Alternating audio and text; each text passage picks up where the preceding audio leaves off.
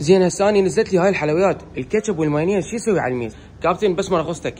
اهلا وسهلا. شو كابتن اذني شو يسوون على الميز الكاتشب والمايونيز وانتم محل مال حلويات؟ احنا هاي الشغلات على مود منتجه عن الحلويات، تلاقي الشاورما والبرجر والفاينجر. يعني انتم محل حلويات وعندكم ايضا وجبات سريعه؟ بلى بلى. طبق راح نجربه هو المحلبي. اول مره اجرب هيجي حلويات. هاي المحلبي تكون مسويها بالتمن، بحيث التمن يكون واضح بالطعم مالته، بس كلش طيبه للامانه.